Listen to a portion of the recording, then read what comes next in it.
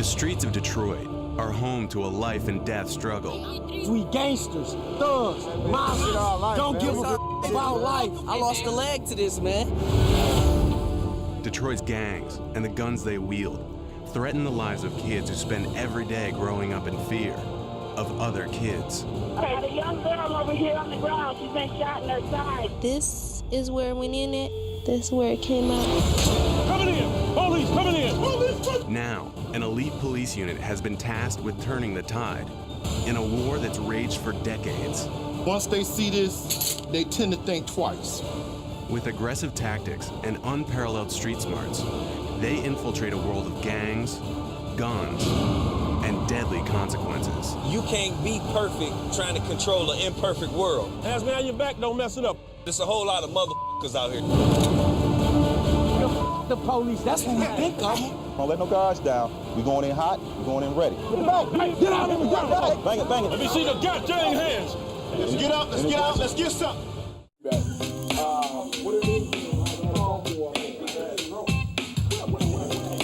Everybody in? I really need all of y'all. I really do. I need the whole gang unit. I mean, you guys have came in early and we try to hold you on the back end. I know we're working the mess out of you, but it is what it is. You know, don't come in thinking, okay, I'm gonna get an early Friday night a chance to go to the movie. You had to go to the movie on Saturday, matinee. So thank you for being very professional. Just keep up the good work. Let's be careful. Let's go. Come back to where y'all left, please, in one piece. Thank you. Detroit's first line of defense against gang violence is the police department's Gang Enforcement Unit, AKA the Gang Squad. We hunt the hunters. We get them before they're able to do anything. That's the whole concept. What's up, gentlemen?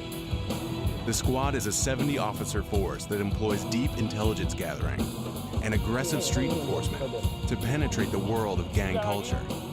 Our main focus are gangs, guns, and drugs, preferably guns. In the wake of a recent gang shooting at a school bus stop, the squad is hitting the streets in full force, Hands up, fella. making street-to-street searches and traffic stops. And their aggressive tactics aren't always understood by the people they protect. We get harassed 24/7. Every day, though. Every day. And we ain't even do nothing. We get our civil rights violated in Detroit. This ain't the place to be, people. Stay in New York, New Jersey, Canada, Australia. Don't come to Detroit. Don't come to 313. If you get to that area code, you're doing something bad. They, for some reason, think we don't have nothing better to do than just ride around and mess with people until they're a victim. Every day is different. No day is the same. You'll hear people say we were on routine patrol. It's never routine. Put your hands, big fella. Put your hands up. Put your hands up. My man. At a gas station on Greenfield Road in northwest Detroit, officers Shooter, Pelly, and Hollywood stop a vehicle for what they suspect is an open intox violation, an open container of alcohol. Think about it. Cuff the driver. What they discover is a much deadlier brew. Go ahead, now. Now, if you move and make any sudden move, your nose gonna be splattered all over your face. Block 23, 40 cal. We definitely going. You're making 25 round extended clip. Definitely going. The extended clip on the handgun suggests it's being carried for more than just personal protection. And this is how we avoided a shooting. You notice how long that magazine was. Today was a hit day. You don't carry no gun that small with a magazine that long unless you're gonna take somebody out. Backseat of the car is full. You might want to hold on. Gun a day is a life saved, just like an apple a day keeps the doctor away. That's my MO. Detroit is a city of approximately 900,000 citizens, with one of the highest per capita murder rates in the U.S. It has also been hit harder by the economic downturn than any other major American city, with a nearly 30% unemployment rate. Kids in Detroit are now at greater risk to gang violence than ever before, and the availability of guns has made it easy for hard times to turn tragic. June 30th, 2009.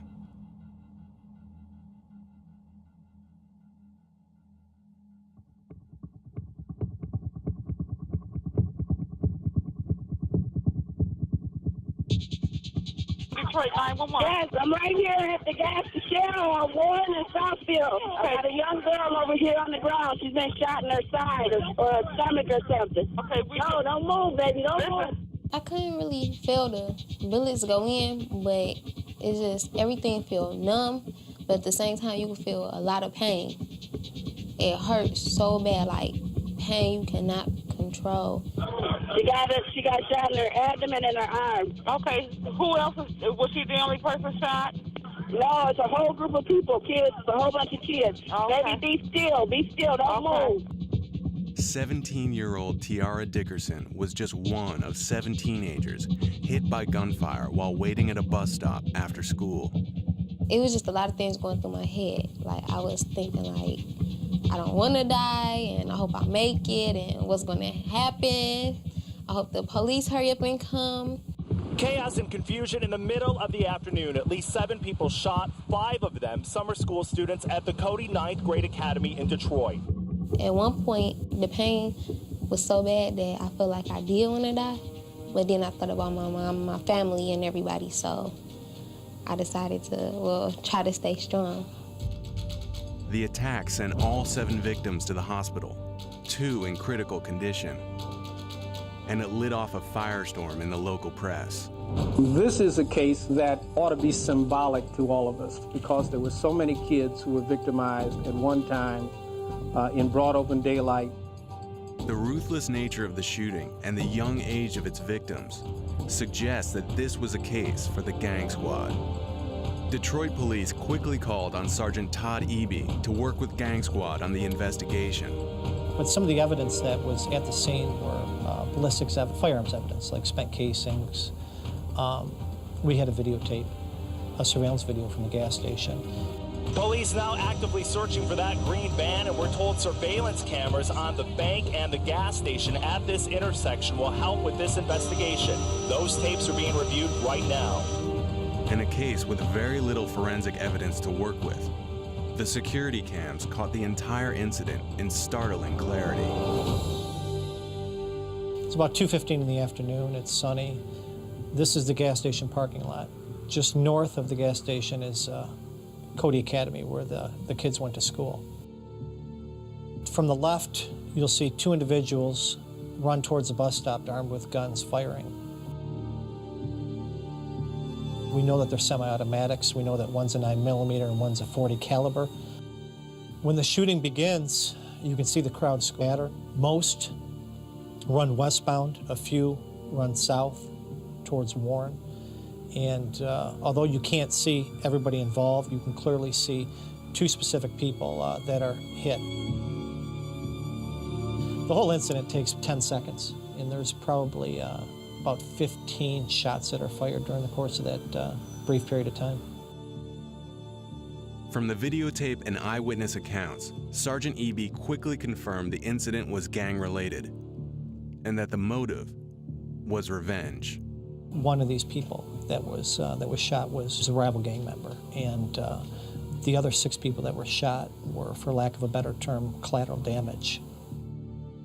Now, Sergeant Eby is teaming up with the Detroit Gang Squad to identify the shooters and hunt them down. We're headed to the gas station right now, and Officer who is a member of the gang squad, him and I are going to kind of reenact or reconstruct the crime scene. This man is an intelligence officer with the gang squad. Known for his sense of style, he goes by the code name GQ. To protect his identity, GQ's real name will not be revealed. So it started over by this daycare. The 2 daycare workers saw them get dropped off. They knew something was suspicious. They came back right here, took off their t-shirts, wrapped them around their face, and then made a beeline towards that bus stop. Do you think that they were targeting just one person? We're pretty confident in saying that 6 of the people were unintended targets. The only thing they were guilty of doing that day was going to school and waiting at a bus stop. You know. What can Gang Squad do? You guys need to do what you normally do in these situations where you increase enforcement among the gang members, and at some point, somebody is going to tell us who did this. I don't believe for a minute that there's all these people out here at that time of day and these gang members don't know what happened or who did it. Clearly, people know. And I think you guys do a good job of, putting pressure where pressure needs to be placed, and I think that's what needs to be done here. As one of Gang Squad's intelligence men, GQ's mission is to work the streets for inside information on the bus stop shooting. That means cultivating sources and keeping his identity as a cop low-key. Sometimes even working undercover. What it is that you going out here and you mingling with the people in society every day, and to gather information to curtail crime. Gathering intel from gang sources is an investigative skill few officers have. GQ's ability to get people on the street to trust him comes from a lifetime of experience. Being raised and born on the west side of the city of Detroit, I know what it feels like to not have enough food. I know what it feels like to have my lights and gas shut off. I know what it feels like to have parents who are on drugs. One thing is just your attire and then the way that you talk, and then you got to know exactly where you are. You're trying to get information from the west side of Detroit. You know that the west siders, they look a certain way, they dress a certain way, because perception means a whole lot. I've got maybe 50 or 60 sources out here, so my reputation kind of speaks for itself. To GQ, sources are everything. But in neighborhoods like West Detroit, talking to the police can get you killed. GQ needs to find people vulnerable enough to spill what they know. We're going into the Southwest District, and we're going to gather some gang intel. They're just guys that have been arrested in the precinct for various crimes, and based on their crimes, we're going to ask some general questions and see exactly what we can come up with. The best source of information on a Detroit gang is often a member of a rival gang. Today, GQ is talking to young men who have just been arrested and who are likely to have gang ties. How you doing, man? You all right? If GQ can get them to open up, it could lead them one step closer to the bus stop shooters. How old are you? 18. 18? They call me GQ on the street. What do they call you? I don't have it. They just call me Just have you called your mom? Okay. What are they claiming that you had? Marijuana. How much? 4 bags. Oh, 4 bags? They brought you in here on some BS like that? Okay. That can be worked out. By appearing sympathetic, GQ uses his personality to earn trust. And trust can lead to truth. How many people are pretty much in the clique? I just hang around like 7 people, basically. Do you think that any of those guys will be willing to take a bullet for you? Big T. Big T? He in jail. He's locked up for what? Stealing cars. Stealing cars? Yeah. Who else? My friend Buck. Buck? Yeah. Okay. Let me take you back and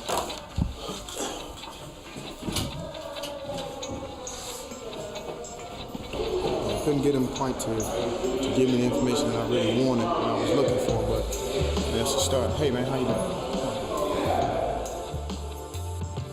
The next perp has been arrested in connection with a shooting known as an A1 charge. I understand you have a daughter or son? A son. Junior. Just thinking about my children. I know, man. Me, like I'm saying, I ain't just saying like no gang type. We ain't on no gang type stuff. We What is it? We family. He's in here on an A1 charge, and I know he just pretty much lied through his teeth. Like I'm saying, like friends is really closer than your family to people now. Cause like I said earlier, people don't got family like that. They family deny them to the left. The world crazy to me. They need a lot of work to this world.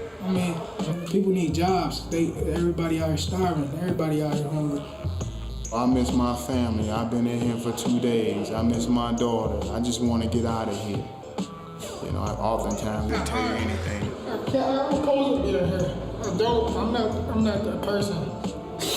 I'm not. They're out there on the streets murdering, selling dope, and they come in here and they act like a bunch of 3-year-olds crying and whining all day long. So you just get used to people lying to you all day. Gang violence is youth violence. Kids in Detroit are often affiliated with a gang before they're even teenagers. Gangs here are younger, smaller, and less organized than in other metro areas. Recently appointed Police Chief Warren Evans is facing a criminal culture that bears little resemblance to the highly structured street gangs of the West Coast. They're almost like neighborhoods or block gangs. And so they beef with each other quite a bit. It's not as organized as LA gangs or maybe even Chicago gangs. In the late 1970s, the gangs were organized in which you had a structure of one person was in fact like the CEO. Now you don't have that. In some ways that's good, but in other ways it makes the intelligence gathering more difficult because you have so many small little groups and gangs and trying to figure out the dynamics of who's beefing with who and who the necessary players are. Compounding the challenge is a phenomenon that's taken root in urban culture, not just in Detroit, but across the U.S. It's called Stop Snitching. No one wants to ever be labeled as being a snitch, of talking to the police and giving information about individuals as it relates to committing crimes. Once that gets out, and they say, man, you've been talking to the police about what we're doing on the street, it'll be over for them. They'd rather see the person dead than in jail. The bus stop shooting took place in broad daylight, in front of multiple eyewitnesses. Now, pressure from the streets to keep quiet has made what could be quick justice an open case. Detroit's most shocking act of gang violence in recent history, a bus stop shooting that claimed 7 victims, has so far surrendered no promising leads. But Gang Squad has a new addition to the intelligence team, and his code name is Sandman. Sandman is aggressive, tenacious, very smart. He's very, very valuable because of his street connections there. Sandman is from East Detroit, and the gangs he grew up around are more than just neighbors. They're family. I got a nice little number of people in my family that's in the gang. They don't bring it around me. You know, they know I don't play it. Several of Sandman's cousins belong to a gang known as the 7 Mile Bloods. They're based in eastern Detroit and control a section of turf known as the Red Zone. It's a little more dangerous dealing with a non-traditional gang because they're trying to make a name for themselves. So they're gonna always be more dangerous because they feel like, okay, if I do this, it's gonna put us on the map. Keeping personal relationships with gang members is a critical part of Sandman's strategy. Those relationships can lead to intel on the bus stop shooting. Hello? Yeah.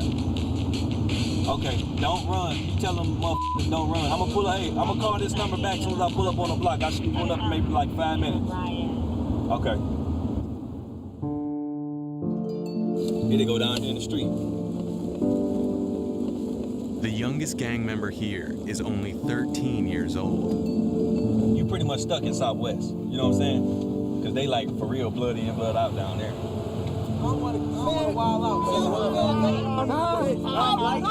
Gangsters, thugs, monsters, don't give a about life. I lost a leg to this, man. Hey, look around. Do this. Ain't no running from it. Everybody's 7 Mile Blood. Yeah. 7 Mile Blood's family over here. No outsiders, like I've been saying, man. Don't trust them, man. The police, that's what we think of them. Prison ain't shit. What you talking about? Y'all know what it is? 7 Mile Blood gang. Run this man. Just tell y'all about it. Tell y'all about it, man. Free hop. Rule life. Isn't shooting, man. Isn't shooting. Don't get it. Living in the city of Detroit, it's so easy to get caught up in peer pressure and what other people actually think about you. Nobody want to be considered to be soft. You know, my father was a very good disciplinarian. I think if it had not been for him, I probably would have, succumbed to the streets. Most of my friends, they didn't make it. And, sometimes you have to think that some kids in these neighborhoods, they never get a chance to get out of the neighborhood. It's just getting, worse each year. And everybody has a mind of their own. So if somebody feel like they want to be in a gang and go kill somebody to get recognized, that's what they're going to do, no matter who tries to stop. See murder, bitch. Bang, bang. It's real. If you ask them, what do you plan on accomplish out of the game? They don't know. A lot of them don't. And that's the crazy part about it. A lot of them don't even know. And I wonder how many, if you ask them, like, so did you grow up in this neighborhood, that's gonna honestly tell the truth? They ain't even renting over here, let alone own something over here. They broke, they ain't got no money. If I'm gonna be in the gang, it's gonna be for a purpose. We finna get rich. You know what I'm saying? It's gonna be the millionaire club or something. It's not finna be no just to fight. That's crazy.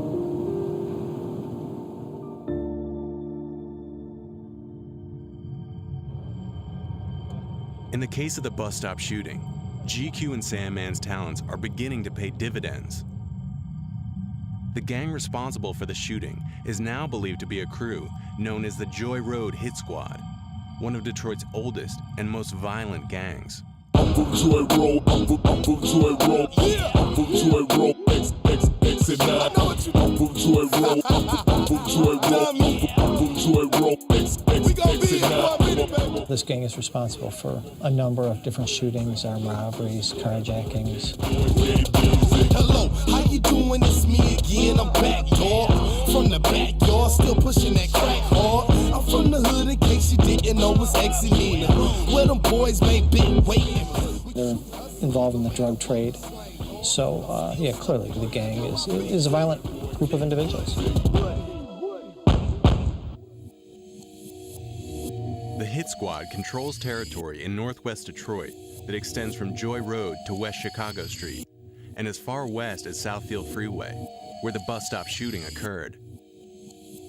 Police believe the hit was motivated by revenge against a rival gang member.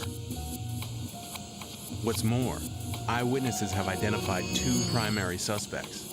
We don't have an arrest warrant for anybody, obviously, but there's certainly people that we're focusing on. And these individuals are younger, 19, 20 years old, and represent part of the Hit Squad. Their number one person of interest is Demetrius Hinton, a teen who's also wanted in connection with a more recent drug-related homicide. Hinton is still at large. Now, it's up to GQ and Sandman to locate the suspects before the trail runs cold. Yeah, at 5 o'clock. Okay.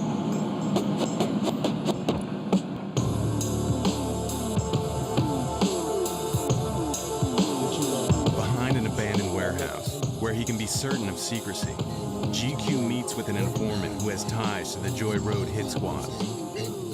GQ's line of questioning is simple. Where is Demetrius Hinton? The motherfucker is public enemy number one in Detroit as far as we're concerned. The shooters are.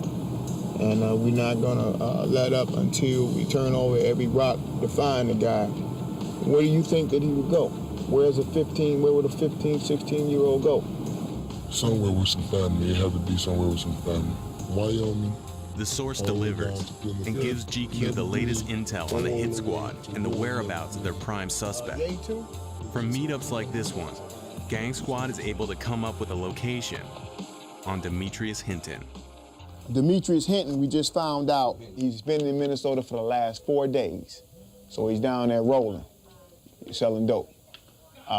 Source don't know exactly where in Minnesota, but apparently that the kid used to roll for the source. So, any other units know about this source? No, I just got it today in the last 30 minutes. He is aware that we're looking for him.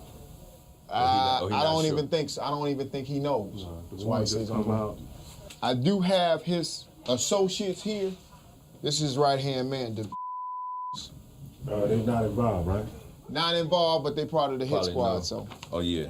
do a full workup on each and every one of them, meaning we know all of their associates and also family members, girlfriends, and stuff like that, just in case, they try to get in touch with each other, which is probably going to happen. That's right. That's right.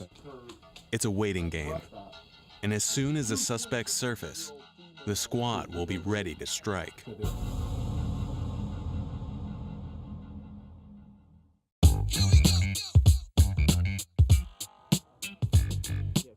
0700 hours. Before rolling out for patrol, Gang Squad street teams enjoy a time-honored tradition. Hey, those donuts good, though, I'm telling you. Don't mind if I do. Watch this.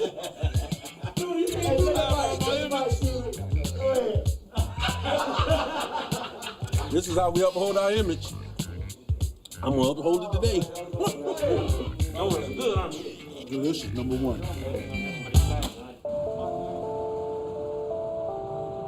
Today, Officers Shooter and Pelly are on school patrol, part of Detroit's effort to combat gang crime at the source.